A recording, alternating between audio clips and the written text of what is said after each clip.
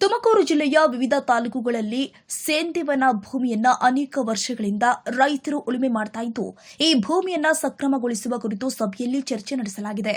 ಹಲವು ರೈತರು ಈಗಾಗಲೇ ತಮ್ಮ ಉಳುಮೆ ಮಾಡುತ್ತಿರುವ ಜಮೀನುಗಳಿಗೆ ಸಂಬಂಧಿಸಿದಂತೆ 50, 53 ಮತ್ತು 57 ಅರ್ಜಿಗಳನ್ನು ಸಲ್ಲಿಸಿರುವುದಾಗಿ ತಿಳಿದುಬಂದಿದೆ. ಸಭೆಯಲ್ಲಿ ಮಾತನಾಡಿದ ಮುಖಂಡರು ಹಾಗೂ ರೈತ ಪ್ರತಿನಿಧಿಗಳು, ಹಲವು ವರ್ಷಗಳಿಂದ ರೈತರು ಕೃಷಿ ಮಾಡುತ್ತಿರುವ ಭೂಮಿಯನ್ನು ಸರ್ಕಾರ ಸಕ್ರಮಗೊಳಿಸುವ ಮೂಲಕ ರೈತರಿಗೆ ಹಕ್ಕುಪತ್ರ ನೀಡಬೇಕು ಅಂತ ಆಗ್ರಹ ಮಾಡಿದ್ರು. ಅರ್ಜಿ ಸಲ್ಲಿಸಿರುವ ರೈತರ ಅರ್ಜಿಗಳನ್ನು ಅಧಿಕಾರಿಗಳು ಶೀಘ್ರ ಪರಿಶೀಲಿಸಿ ನಿಯಮಾನುಸಾರ ಕ್ರಮ ಕೈಗೊಂಡು ಭೂಮಿಯನ್ನು ಸಕ್ರಮಗೊಳಿಸುವಂತೆ ಮನವಿ ಮಾಡಿದ್ರು. ಈ ವೇಳೆ ಸಂಬಂಧಿಸಿದ ಅಧಿಕಾರಿಗಳೊಂದಿಗೆ ಈ ವಿಷಯದ ಕುರಿತು ಚರ್ಚೆ ಮಾಡಿ ರೈತರಿಗೆ ನ್ಯಾಯ ಒದಗಿಸುವ ನಿಟ್ಟಿನಲ್ಲಿ ಸರ್ಕಾರ ತ್ವರಿತ ಕ್ರಮ ಕೈಗೊಳ್ಳಬೇಕು ಎಂಬ ಅಭಿಪ್ರಾಯ ವ್ಯಕ್ತವಾಗಿದೆ.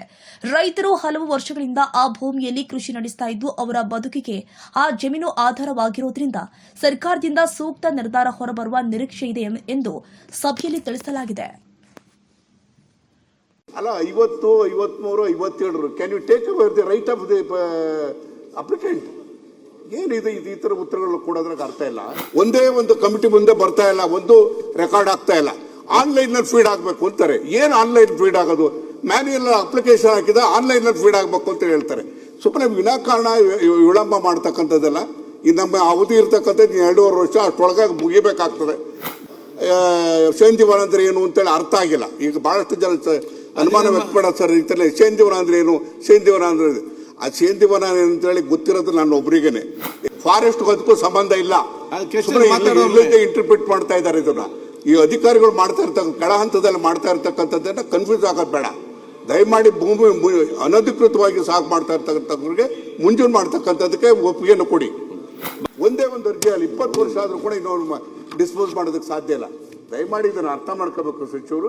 ಇವತ್ತು ಅವ್ರಿಗೆ ಸೂಚನೆ ಕೊಡಿ. ಇವತ್ತು ನೀವು ಸಮಿತಿಯಲ್ಲಿ ಏನಾರ ಮಾಡಿ ವರದಿ ಕೊಡಿ. ಆದ್ರೆ ಆದಷ್ಟು ಬೇಗ ಅರ್ಜಿಗಳನ್ನ ಇತ್ಯರ್ಥ ಮಾಡೋದಕ್ಕೆ ಅವಕಾಶ ಮಾಡಿಕೊಡಿ. ಅಂದ್ರೆ ಟಿಬಿ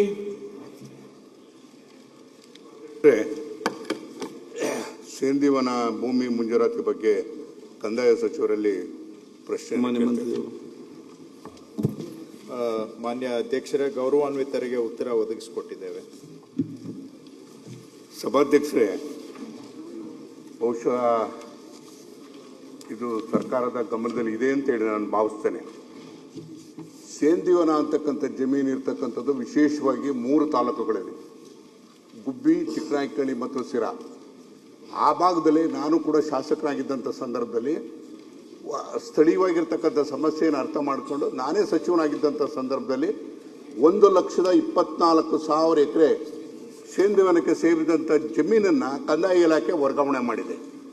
ಆದರೆ ದುರದೃಷ್ಟ ಅಂದರೆ ವರ್ಗಾವಣೆ ಮಾಡಿ ಆದೇಶ ಆಗಿ 2001ರಲ್ಲಿ ಆದೇಶ ಆದರೂ ಕೂಡ ಇವತ್ತಿನವರೆಗೂ ಕೂಡ ಸೇಂದಿವನ ಅಂತಲೇ ಬರ್ತಾ ಇದೆ. ಸೇಂದಿವನದ ಜೊತೆಗೆ ಸರ್ಕಾರಿ ಆದೇಶ ಆಗಿದೆ, ಭೂ ಮಂಜೂರಾತಿಯನ್ನು ಮಾಡಬೇಕು ಅಂತೇಳಿ.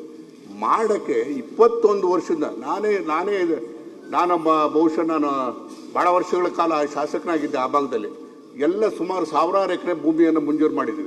ಆದರೆ ಇತ್ತೀಚಿನ ದಿನಗಳಲ್ಲಿ ಪಾಣಿನಲ್ಲಿ ಅಪ್ಡೇಟ್ ಆಗಿಲ್ಲ ಅನ್ನೋ ಕಾರಣಕ್ಕೋಸ್ಕರ ಅದು ಮಂಜೂರಾತಿಯನ್ನು ಮಾಡ್ತಾ ಇಲ್ಲ.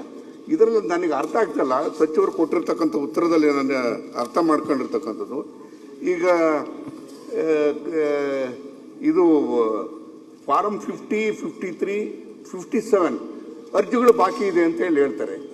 ಮತ್ತೆ ಕೆಲವು ಡಿಸ್ಪೋಸ್ ಆಗಿದೆ, ಕೆಲವು ಡಿಸ್ಪೋಸ್ ಆಗಿಲ್ಲ. 1000 ಅರ್ಜಿಗಳು ಇನ್ನೂ ಬಾಕಿ ಇರಬೇಕಾದಾಗ ಅದಕ್ಕೊಂದು ಸೂಕ್ತತೆಯ ಪರಿಶೀಲಿಸಲು ಸಮಿತಿಯನ್ನು ರಚನೆ ಮಾಡ್ತೀವಿ ಅಂತಾರೆ. ಅಲ್ಲ 50, 53, 57 can you take over the right of the applicant? ಏನಿದೆ ಈ ತರ ಉತ್ತರಗಳು ಕೊಡೋದ್ರಾಗ ಅರ್ಥ ಇಲ್ಲ. ದಯಮಾಡಿ ನಾನು ಹೇಳೋದು 50, 53, 57ರಲ್ಲಿ ಇರ್ತಕ್ಕಂಥ ಪೆಂಡಿಂಗ್ ಅಪ್ಲಿಕೇಶನ್ಸ್ ಅನ್ನ ಡಿಸ್ಪೋಸ್ ಮಾಡೋದಕ್ಕೆ ಕಳೆದ 2.5 ವರ್ಷದಿಂದ ನಾನು ಒಂದೇ ಒಂದು ಅಪ್ಲಿಕೇಶನ್ ನಾವು ಡಿಸ್ಪೋಸ್ ಮಾಡೋದಕ್ಕೆ ಸಾಧ್ಯ ಆಗಿಲ್ಲ. ಕಾರಣ ಏನಂತ, ಸರ್ಕಾರಕ್ಕೆ ಕಾಗದ ಬರೆದಿದ್ದೀವಿ, ಸರ್ಕಾರದಿಂದ ಉತ್ತರ ಬರಬೇಕು, ಸರ್ಕಾರದಿಂದ ಬಂದ ಮೇಲೆ ಮಾಡ್ತೀವಿ ಅಂತೇಳಿ. ಏನು ಕೇಳಿ ನಡೀತಾ ಇರ್ತಕ್ಕಂಥದ್ದು? ಒಂದೇ ಒಂದು ಅರ್ಜಿಯಲ್ಲಿ 20 ವರ್ಷ ಆದರೂ ಕೂಡ ಇನ್ನೊಂದು ಡಿಸ್ಪೋಸ್ ಮಾಡೋದಕ್ಕೆ ಸಾಧ್ಯ ಇಲ್ಲ. ದಯಮಾಡಿ ಇದನ್ನು ಅರ್ಥ ಮಾಡ್ಕೋಬೇಕು ಸಚಿವರು. ಇವತ್ತು ಅವ್ರಿಗೆ ಸೂಚನೆ ಕೊಡಿ. ಇವತ್ತು ನೀವು ಸಮಿತಿಯಲ್ಲಿ ಏನಾರ ಮಾಡಿ ವರದಿ ಕೊಡಿ.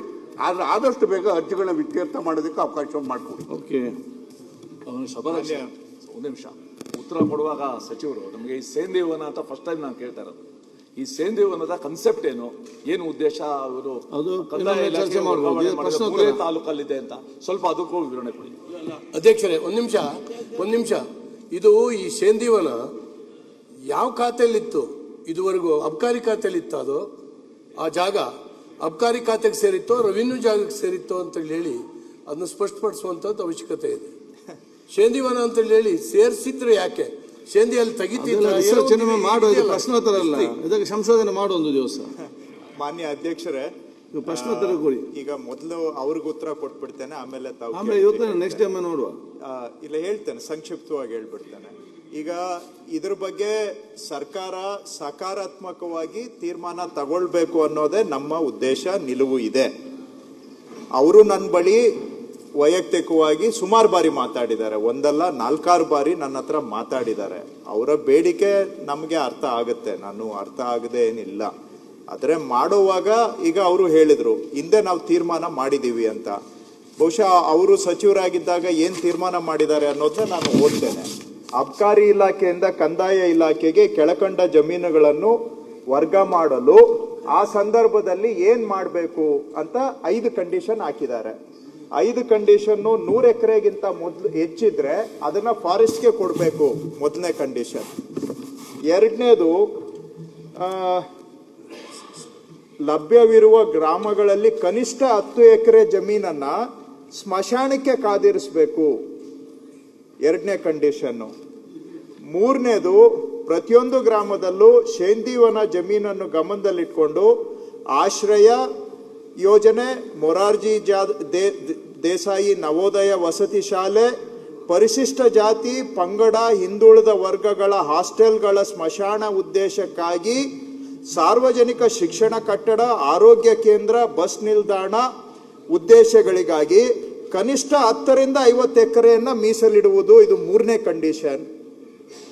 4ನೇದು, ಪ್ರತಿ ಗ್ರಾಮ ಪಂಚಾಯಿತಿ ಕೇಂದ್ರಕ್ಕೆ ಸಂಬಂಧಿಸಿದಂತೆ ಕೋಮು ಗಲಭೆಗಳ ಪ್ರಕರಣಗಳಲ್ಲಿ ಸಂತ್ರಸ್ತರಾದ ಜನರಿಗೆ ಹಾಗೂ ಪರಿಶಿಷ್ಟ ಜಾತಿ ಪಂಗಡಗಳ ಕುಟುಂಬಗಳ ಮೇಲೆ ದೌರ್ಜನ್ಯ ನಡೆದು ಸಂತ್ರಸ್ತರಾದ ಕುಟುಂಬಗಳಿಗೆ ಕನಿಷ್ಠ 100 ಎಕರೆ ಜಮೀನನ್ನು ಉದ್ದೇಶಕ್ಕಾಗಿ ಮೀಸಲಿರಿಸುವುದು, ಇದು 4ನೇ ಕಂಡೀಷನ್. 5ನೇ ಕಂಡೀಷನ್ನು, ಇದೆಲ್ಲ ಆದ್ಮೇಲೆ ಭೂರಹಿತ ಹಾಗೂ ಅತಿ ಸಣ್ಣ ಹಿಡುವಳಿದಾರರು 90ಕ್ಕೆ ಹಿಂದಿನಿಂದಲೂ ಬಗರುಕುಂ ಸಾಗುವಳಿ ಮಾಡಿರುವ ಜಮೀನನ್ನು ಸ್ವಂತ ಇಳುವಳಿ ಜಮೀನನ್ನಾಗಿ ಸೇರಿದಂತೆ 5 ಎಕರೆ ಮಿತಿಗೆ ಒಳಪಟ್ಟು ಸಕ್ರಮಗೊಳಿಸುವುದು, ಇದು 5th ಕಂಡೀಷನ್. ಈ ಕಂಡೀಷನ್ಸ್ ಪ್ರಕಾರ ಹೋದ್ರೆ ಯಾಕೆ ಈಗ ಮತ್ತೊಂದು ಕಮಿಟಿ ಮಾಡಿದಿರಿ ಅಂತ ಕೇಳ್ತಾರೆ. ನಾನು ಇದನ್ನೇ ಯಥಾವತ್ತಾಗಿ ನಾನು ಸರ್ಕ್ಯುಲೇಟ್ ಮಾಡಬಹುದು. ಇದು 2003ರಲ್ಲಿ ಆಗಿರೋ ಆದೇಶ, ಯಾಕೆ ಗೊಂದಲ ಅಂತ ಅವ್ರು ಕೇಳ್ತಾ ಇದ್ದಾರೆ. ಇದನ್ನ ಯಥಾವತ್ತಾಗಿ ನಾನು ಕಳಿಸ್ಕೊಟ್ರೆ ಆಗೋ ಕೆಲಸನೂ ಆಗೋದಿಲ್ಲ. ಅದು ನನ್ನ ಭಾವನೆ. ಹಾಗಾಗಿ ಒಂದ್ ನಿಮಿಷ, ದಯಮಾಡಿ 2001ರಲ್ಲಿ ಆದೇಶ ಆಗಿರ್ತಕ್ಕಂಥದ್ದು ಅದನ್ನ ಹೇಳಿ. 2003 5 ಆದೇಶಗಳಾಗಿದೆ. 2001ರಲ್ಲಿ ನಾನು ಕ್ಯಾಬಿನೆಟ್ ಕೂತಾಗ ತೀರ್ಮಾನ ಮಾಡಿರ್ತಕ್ಕಂಥದ್ದು ಏನು ಅದನ್ನ ಓದಿ ಮೊದಲು. ಮಾನ್ಯ ಅಧ್ಯಕ್ಷರೇ,